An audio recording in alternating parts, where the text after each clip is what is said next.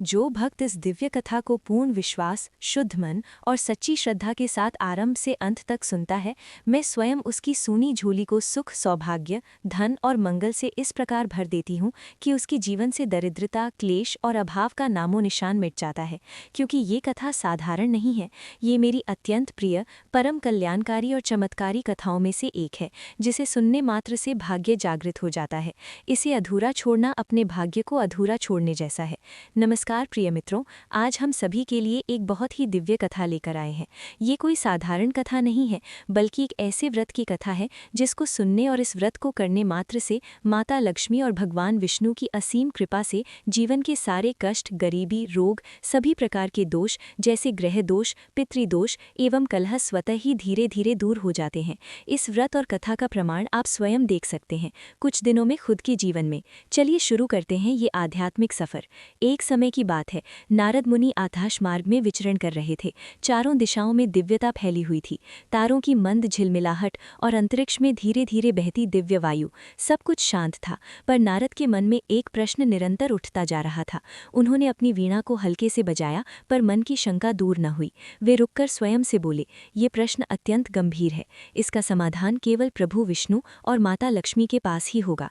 एक क्षण में ही उनके स्वरूप में तेज भर आया। उन्होंने आकाश मार्ग छोड़कर सीधा बैकुंठ लोक की दिशा में यात्रा प्रारंभ की। बैकुंठ पहुंचना कोई साधारण यात्रा नहीं। जैसे जैसे वे आगे बढ़ते गए, चारों ओर दिव्य प्रकाश बढ़ता गया। स्वर्गिक संगीत, सुनहरी हवाएं, कमल की सुगंध और अनंत शांति का वो लोक उन्हें अपने आप आकर्षित कर रहा था। कुछ ही क्षणों में वे बैकुंठ के द्वार पर पहुंचे। द्वार के रक्षक जय विजय ने उन्हें प्रणाम किया। स्वागत है देवर्षि, प्रभु आपकी प्रतीक्षा कर रहे हैं। नारद मुस्कुराए और आगे बढ़ गए। बैकुंठ के विशाल सिंहासन पर भगवान विष्णु शेषनाग पर शयन कर रहे थे और माता लक्ष्मी उनके चरणों की सेवा कर रही थी। उन दोनों से निकलता दिव्य प्रकाश इतना शांत, इतना पवित्र था कि नारद का मन स्वयं ही समाधि में जाने लगा। नारद तुरंत हाथ जोड़कर प्रणाम की मुद्रा में झुक गए और बोले, हे प्रभु, हे जगत जननी, माता लक्ष्मी, देवताओं के देव, असुरों के भी पालनकर्ता, मेरे हृदय में आज एक शंका उठी है। उसका समाधान पाने हेतु ही मैं आपके चरणों में उपस्थित हुआ हूँ।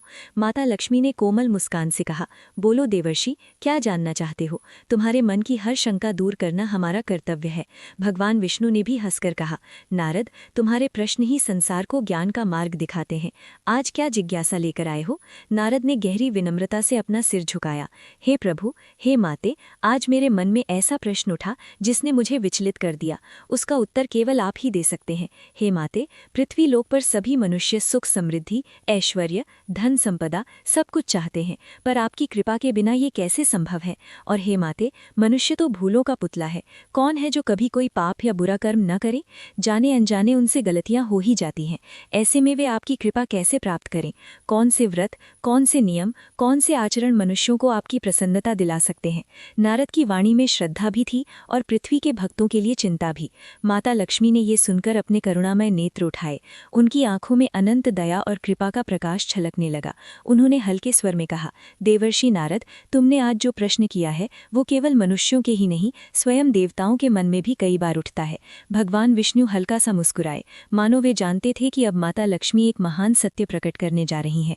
माता लक्ष्मी ने कहना शुरू किया, हे नारद, मनुष्य से गलती होना कोई पाप नहीं। पाप है गलती को न मानना, पाप है गलती के बाद पश्चाताप न करना, पाप है स्वयं को सुधारने की चेष्टा न करना। मेरी कृपा उन मनुष्यों पर अवश्य होती है जो गलतियों के बाद भी अपने हृदय को पवित्र बनाए रखते हैं। नारद ने उत्सुक होकर पूछा, हे माते, तो मनुष्य आपकी कृपा कैसे पा सकता है? माता लक्ष्मी का स्वर अत्यंत मधुर और दयालु हो गया। हे देवर्षि, मेरी कृपा पाने के लिए मनुष्यों को कठिन तप या कठोर साधना नहीं चाहिए। उन्हें केवल 7 बातें अपने जीवन में उतारनी चाहिए। जो मनुष्य इन 7 नियमों का पालन करे, चाहे उसका अतीत कितना भी कठिन क्यों न रहा हो, मैं स्वयं उसके घर में प्रवेश कर लेती हूँ। नारद ने श्रद्धा से सिर झुकाकर कहा, हे माते, कृपया वे 7 बातें बताइए ताकि मैं पृथ्वी लोक के हर जीव तक आपका संदेश पहुंचा सकूं। माता लक्ष्मी ने कहा, पहली बात, मन की शुद्धता। दूसरी, घर में स्वच्छता। तीसरी, भोजन का सम्मान। चौथी, स्त्री का सम्मान। पांचवी, पितरों की सेवा और स्मरण। छठी, दया, करुणा और संयम। 7वीं, सत्य और धर्म के मार्ग पर चलना, चाहे समय कितना कठिन ही क्यों ना हो। नारद ने विनम्रता से कहा, हे माते, क्या कोई ऐसा व्रत या उपाय है जिससे मनुष्य आपकी कृपा जल्दी से प्राप्त कर सके?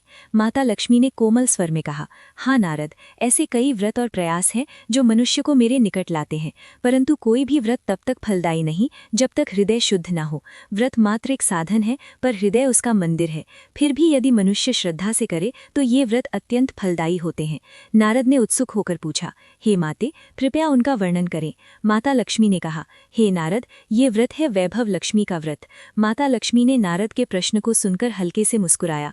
उनकी मुस्कान में एक दिव्य तेज था, मानो वे अब वो रहस्य बताने वाली हूँ जिसके बारे में बहुत कम देवता भी जानते हैं। उन्होंने धीरे से कहना प्रारंभ किया, हे देवर्षि नारद, जो व्रत मनुष्यों को सबसे शीघ्र और सबसे प्रकट फल देता है वो है वैभव लक्ष्मी व्रत। ये व्रत केवल एक धार्मिक कर्म नहीं बल्कि मेरे हृदय से निकला हुआ वरदान है।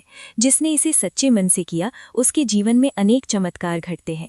नारद मुनि की आंखें चमक उठीं। उन्होंने विनम्रता से पूछा, हे माते, इस व्रत का फल कैसा होता है? माता लक्ष्मी ने दिव्य स्वर में उत्तर दिया, हे नारद, वैभव लक्ष्मी व्रत का फल साधारण नहीं, ये मेरे 7 रूपों की संयुक्त कृपा है। उनके शब्द पूरे वैकुंठ में गूंज उठे। वे आगे कहने लगी, पहला, जहाँ ये व्रत होता है वहाँ दरिद्रता का नाश हो जाता है। हे नारद, वैभव लक्ष्मी व्रत जिस घर में किया जाता है वहाँ दरिद्रता, कष्ट, अभाव या धन का रूप जाना सदा के लिए समाप्त हो जाता है, क्योंकि ये व्रत मेरे दारिद्र्य नाशिनी रूप को जागृत करता है। दूसरा, धन आने के मार्ग स्वयं खुल जाते हैं। मनुष्य सोचता है कि धन केवल परिश्रम से आता है, पर यह गलत है। धन तब आता है जब मैं उसके भाग्य में प्रवेश करती हूँ। वैभव लक्ष्मी व्रत करते ही नए अवसर, नए मार्ग, नए साधन अपने आप मिलने लगते हैं। ये व्रत भाग्य के द्वार खोल देता है। तीसरा, घर में कभी आर्थिक संकट नहीं आता। हे नारद, जिस घर में ये व्रत किया जाता है वहाँ अन्न, धन और संसाधनों की कमी कभी नहीं होती। ये व्रत अन्नपूर्णा रूप को जागृत करता है। घर में भंडार भरे रहते हैं। चौथा, कलह और तनाव समाप्त हो जाता है। माता ने गंभीर स्वर में कहा, धन से बड़ा सुख है शांति। यदि घर में कलह है तो धन भी बेचैन कर देता है, पर यह व्रत घर की नकारात्मक ऊर्जा को साफ करता है, वातावरण को पवित्र बनाता है। पति पत्नी में प्रेम बढ़ता है, परिवार में मधुरता आती है। पांचवा, मन में आनंद, हृदय में प्रसन्नता आती है। हे नारद, मेरे सभी रूपों में सबसे कोमल रूप है संतोषिणी लक्ष्मी। वैभव लक्ष्मी व्रत करते समय मनुष्य के भीतर संतोष, आनंद और शांति का भाव भर जाता है। उसका मन चिंता और भय से मुक्त हो जाता है। छठवां, रोग, दुख और बाधाएं दूर होने लगती हैं। इस व्रत से केवल धन ही नहीं बल्कि स्वास्थ्य और सुख का भी आशीर्वाद मिलता है, क्योंकि मैं आरोग्य लक्ष्मी रूप में उसके ऊपर कृपा करती हूँ। सातवां, भाग्य जागृत हो जाता है, किस्मत बदलने लगती है। हे नारद, वैभव लक्ष्मी व्रत मनुष्य के सोए हुए भाग्य को जगा देता है। जो रास्ते पहले बंद थे वे स्वयं खुलने लगते हैं। मनुष्य जहाँ उम्मीद भी नहीं करता वहाँ भी उसे सफलता मिलने लगती है। आठवां, सुख, ऐश्वर्य और समृद्धि घर में स्थिर हो जाती है। माता लक्ष्मी ने गंभीर दयालु स्वर में कहा, हे नारद, वैभव लक्ष्मी व्रत का सबसे बड़ा फल ये है कि सुख और समृद्धि घर में आती ही नहीं बल्कि स्थिर हो जाती है। स्थिर लक्ष्मी उससे भी बड़ी कृपा है। इसके बाद माता ने वो छुपा हुआ दिव्य रहस्य बताया। माता लक्ष्मी ने कहा, हे नारद, मैं एक बात बहुत कम लोगों को बताती हूँ, पर आज तुम्हें बताती हूँ। वैभव लक्ष्मी व्रत करने वाली स्त्री या पुरुष के सप्त पीढ़ी तक के पितर प्रसन्न होते हैं। उनकी अधूरी इच्छाएं समाप्त होती हैं और उनके आशीर्वाद से उस कुल में कभी दरिद्रता नहीं आती। नारद ये सुनकर दंग रह गए। उन्होंने हाथ जोड़कर माता से कहा, हे माते, ये व्रत तो स्वयं आपके दिव्य तेज का प्रत्यक्ष मार्ग है। माता मुस्कुराई, हाँ देवर्षि, जो मनुष्य इसे प्रेम, श्रद्धा और पवित्र भाव से करे उसे मेरा आशीर्वाद अवश्य प्राप्त होता है। नारद मुनि ने माता लक्ष्मी के चरणों में हाथ जोड़कर विनम्र स्वर में कहा, हे माते, आपने इस व्रत का महिमा, फल तो बता दिया, पर मैं ये भी जानना चाहता हूँ कि इस व्रत के नियम क्या हैं, पूजा विधि क्या है, किन किन सामग्रियों की आवश्यकता है और क्या उपवास रखना आवश्यक है? कृपया विस्तार से बताइए माते। माता लक्ष्मी ने करुणामयी मुस्कान के साथ कहा, हे नारद, अब मैं तुम्हें वैभव लक्ष्मी व्रत की पूरी विधि, इसके नियम और आवश्यक आवश्यक सामग्री विस्तार से बताती हूँ। जो मनुष्य इसे ठीक से करेगा वो मेरे सातों रूपों की कृपा सहज ही प्राप्त कर लेगा। माता ने कहा, ये व्रत हर शुक्रवार किया जाता है। 7, 11 या 21 शुक्रवार श्रेष्ठ है। व्रत करने वाला चाहे महिला हो या पुरुष, दोनों को समान फल मिलता है। नारद ने पूछा, हे माते, क्या उपवास रखना अनिवार्य है? माता ने उत्तर दिया, हे नारद, उपवास रखना अनिवार्य नहीं है। मनुष्य चाहे तो फलाहार करके भी ये व्रत कर सकता है। व्रत में सबसे बड़ा नियम है मन की पवित्रता और श्रद्धा। भूखे रहने से अधिक महत्वपूर्ण है मन का संयम, वाणी की मधुरता और हृदय की शुद्धता। नारद ने कहा, हे माते, व्रत के लिए आवश्यक सामग्री कौन कौन सी है? माता ने धीरे धीरे एक एक वस्तु बतानी शुरू की। हे नारद, व्रत के लिए ये सामग्री रखी जाए।